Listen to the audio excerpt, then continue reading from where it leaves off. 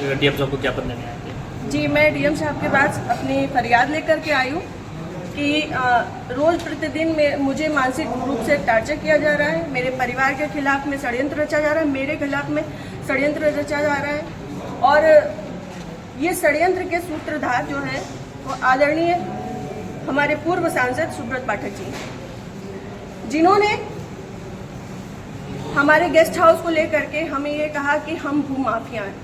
मैं आप सब लोगों को ये बात को अवगत करा देती हूँ कि हमारी जितनी भी ज़मीनें हैं 35-40 बीघे से ज़्यादा ज़मीन नहीं, और जिसमें हम मेरे खुद के नाम पे सिर्फ 3 बीघे ज़मीन है।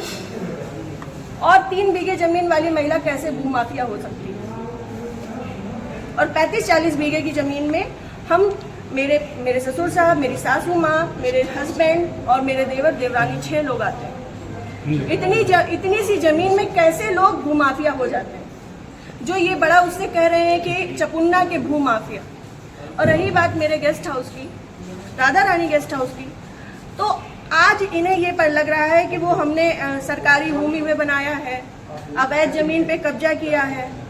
तब क्यों नहीं लग रहा था जब 5 साल से उसी में दावतें खा रहे थे, भारतीय जनता पार्टी की मीटिंगें कर रहे थे, हमारा पैसा खर्च करवा रहे थे, रोज मीटिंगें हो रही थी? तब क्यों नहीं ये आपको लग रहा था? आप पूर्व सांसद के ऊपर एक आरोप लगा रहे हैं। बिल्कुल, आप भी बीजेपी के कार्यकर्ता? मैं बीजेपी की कार्यकर्ता हूँ और बीजेपी में ही काम करती हूँ शुरू से लेके लास्ट तक, जब तक मेरा जीवन मुझे अलाउ करेगा, जब तक ये कन्नौज के नेता मुझे सहज भारतीय जनता पार्टी में रहने देंगे, तब तक मैं भारतीय जनता पार्टी की ही सदस्य हूँ। पार्टी में आपने इसके उच्च पद पे लोगों से शिकायत की है क्या? मैंने ये इस विषय के बारे में यहाँ से लेके प्रदेश अध्यक्ष तक को सबको सारी बातें पता है, और आज से नहीं पता है, ये पिछले 2 सालों से पता है। मेरे पिताजी, मेरे ससुर साहब, मेरे हस्बैंड, मेरे हम सब लोगों के लिए हत्या तक का मतलब षड्यंत्र रचा जा चुका है, और विगत के चुनाव के निर्णय के बाद ही रचा गया।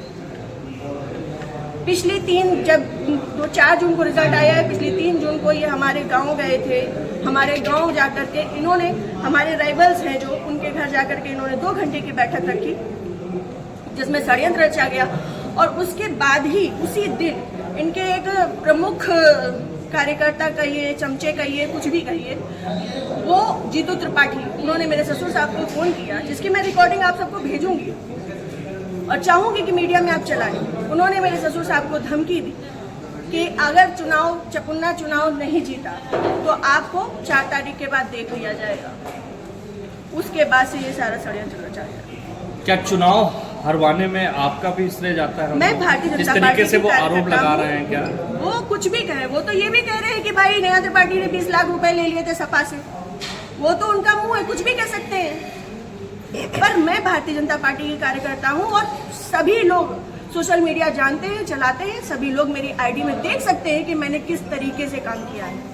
मैं सुब्रत पाठक के लिए काम नहीं करती, मैं भारतीय जनता पार्टी के लिए काम करती हूँ। आपने प्रशासन और पुलिस से शिकायत की इस बारे में? जी, मैंने पिछली 25 तारीख को प्रशासन पुलिस से शिकायत की थी, जिसमें सीओजी की टीम गठित है, और अभी तक कोई भी पकड़ा नहीं गया है। क्या मानती है पुलिस, प्रशासन और पुलिस दोनों लापरवाही कर रहे हैं? संभवतः हो सकता है, क्योंकि जिस हिसाब से अब दिन बीतते जा रहे हैं तो मेरा भी सब्र का पैमाना टूटता जा रहा है, और मुझे, मेरे परिवार को बहुत ज़्यादा खतरा है इन लोगों से जो हमारे दुश्मन हैं।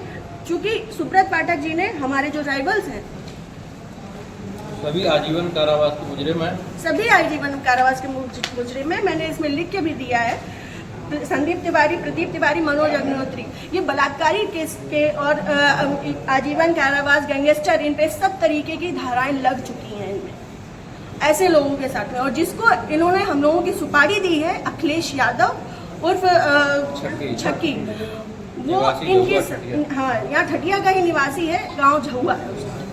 वो इन लोगों के साथ में, सुब्रत पाठक के साथ में भी जेल में रहा है, और इन लोगों के साथ में भी जेल में रहा है, और अभी फरार है।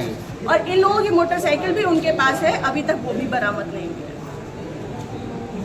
है। ये लोग सिर्फ मेरा मानसिक, शारीरिक और चारित्रिक शोषण करते आ रहे हैं 2 साल से। मैं 3 साल से मैं बहुत ज़्यादा परेशान हो चुकी हूँ।